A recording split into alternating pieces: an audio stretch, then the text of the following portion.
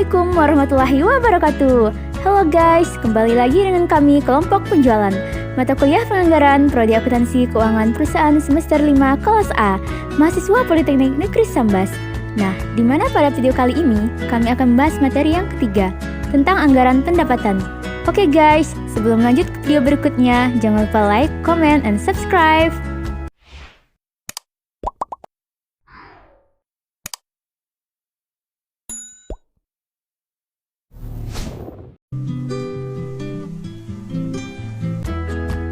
Baik, langsung saja kita ke pembahasan mengenai anggaran pendapatan. Anggaran pendapatan merupakan rencana yang dibuat perusahaan untuk memperoleh pendapatan pada kurun waktu tertentu. Jadi, anggaran pendapatan itu mencakup sebuah rencana yang dilakukan oleh perusahaan dalam memperoleh pendapatan. Anggaran pendapatan dapat disusun berdasarkan jenis produk, wilayah pemasaran, kelompok konsumen, ataupun kelompok wiraniaga. Di mana dalam kelompok anggaran ini biasanya terkandung pula ramalan tentang beberapa kondisi tertentu yang berada di luar kendali manajemen penjualan, misalnya keadaan ekonomi nasional dan dunia. Sedangkan anggaran pendapat menurut kelompok kami merupakan rencana keuangan jangka pendek yang disusun berdasarkan rencana kegiatan yang berisi taksiran atau perkiraan jasa, biaya, atau uang yang diperlukan, serta sumber-sumber keuangan yang dapat menutup kebutuhan keuangan di masa mendatang. Tujuan dan fungsi anggaran pendapatan perusahaan.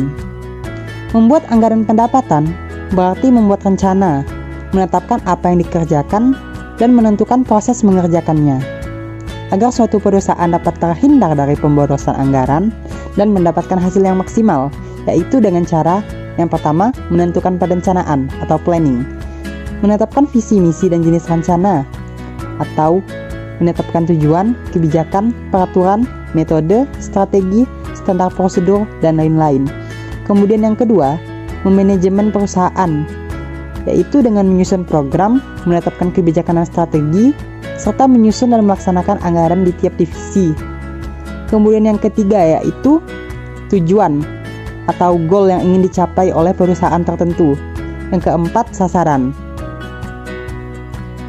Asas dan prinsip penyusunan anggaran pendapatan perusahaan.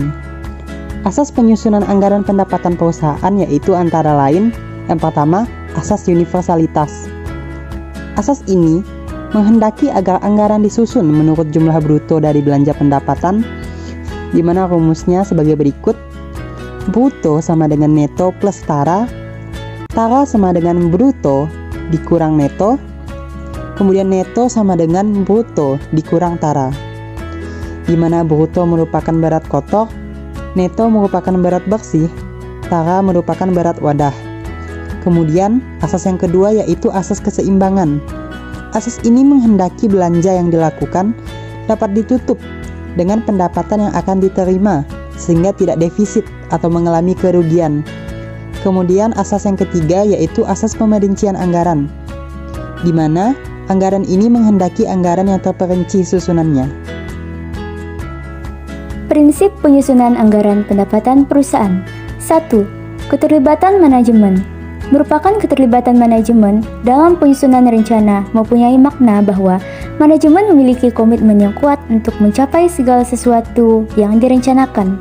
2. Adaptasi organisasi. Suatu rencana keuangan harus disusun berdasarkan struktur organisasi di mana ada ketegasan wewenang dan tanggung jawab. Seorang manajer tidak dapat memindahkan tanggung jawab atas suatu pekerjaan walaupun dia dapat melimpahkan sebagian wewenangnya kepada bawahannya. Ketiga, tanggung jawab akuntan. Agar rencana keuangan dapat dilaksanakan dengan baik, maka harus didukung adanya suatu sistem responsibility accounting yang polanya disesuaikan dengan pertanggungjawaban manajemen perusahaan.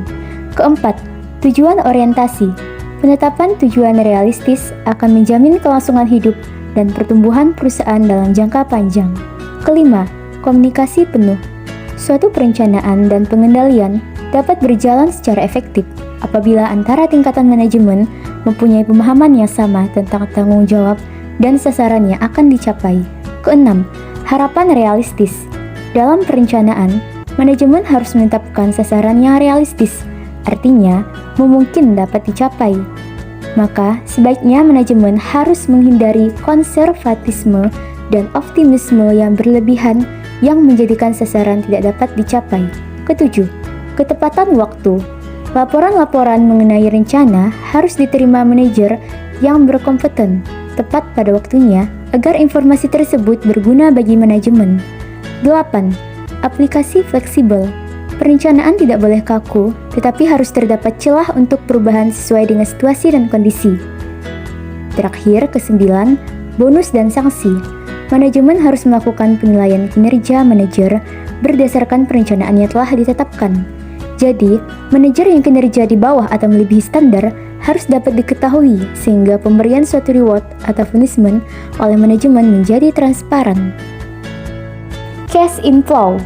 Cash inflow merupakan aliran kas yang diakibatkan dari kegiatan transaksi yang menciptakan keuntungan kas. Cash inflow dapat terdiri dari 1. Hasil penjualan dari produk maupun jasa perusahaan. 2. Hasil dari penagihan piutang pada penjualan kredit. 3. Hasil penjualan aktiva tetap yang telah ditentukan. 4. Hasil penerimaan investasi dari pemilik maupun saham apabila perseroan terbatas. 5. Hasil pinjaman atau hutang dari pihak lain. Dan yang terakhir, ke-6, hasil penerimaan pendapatan lain dan sewa. Cash outflow. Cash outflow merupakan aliran kas yang terdiri dari berbagai macam transaksi yang dapat mengakibatkan beban pengeluaran kas. Cash outflow dapat terdiri dari 1. Hasil pengeluaran biaya tenaga kerja langsung, bahan baku dan biaya perusahaan lainnya. 2. Hasil pengeluaran administrasi penjualan dan administrasi umum. 3.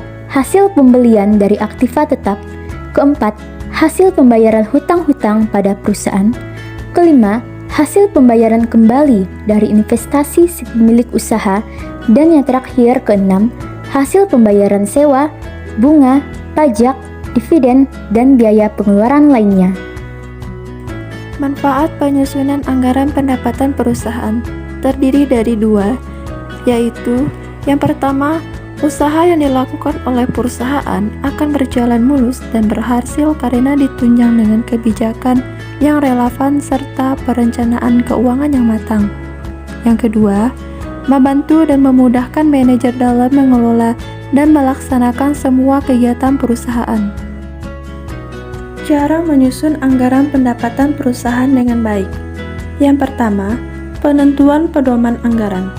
Pedoman anggaran pendapatan perusahaan didasarkan pada anggaran pendapatan selama setahun yang telah dibuat dan dipersiapkan beberapa bulan sebelum anggaran tahun berikutnya.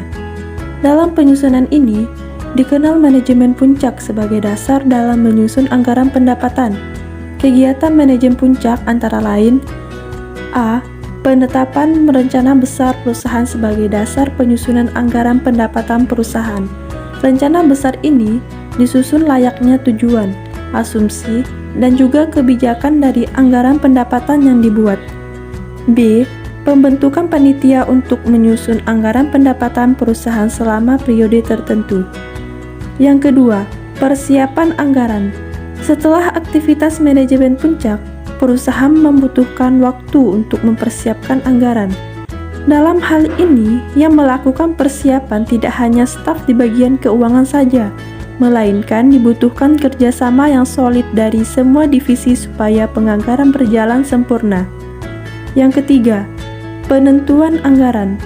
Langkah selanjutnya adalah menentukan anggaran pendapatan perusahaan yang telah dibicarakan dan dipersiapkan sebelumnya oleh banyak pihak di perusahaan. Ada 3 tahapan dalam penentuan anggaran, antara lain: A. Masing-masing karyawan dari tiap bidang membicarakan dan merundingkan hasil dari persiapan yang telah dilakukan, agar anggaran pendapatan yang disusun di nantinya mampu mengkoordinasi kebutuhan tiap-tiap bagian. B. Koordinasi dan penelaahan komponen anggaran pendapatan yang telah disusun. C. Pengesahan dan juga pendistribusian anggaran yang merata ke seluruh bagian.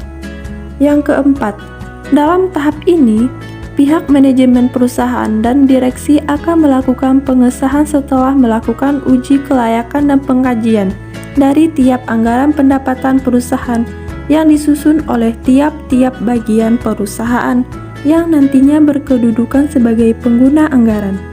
Dan yang terakhir, pelaksanaan anggaran. Tahapan terakhir adalah pelaksanaan anggaran pendapatan perusahaan. Tahapan ini merupakan langkah terakhir dari penyusunan anggaran yang kemudian akan diputus dalam keputusan tunggal. Masing-masing pengguna anggaran di tiap bagian perusahaan akan mulai melaksanakan anggaran pendapatan sebagaimana yang telah disepakati dalam anggaran pendapatan perusahaan. Dalam hal ini, tiap manajer akan mengawasi kemudian melaporkannya ke direksi apakah pelaksanaan anggaran sesuai dengan perencanaan yang disepakati sebelumnya atau tidak.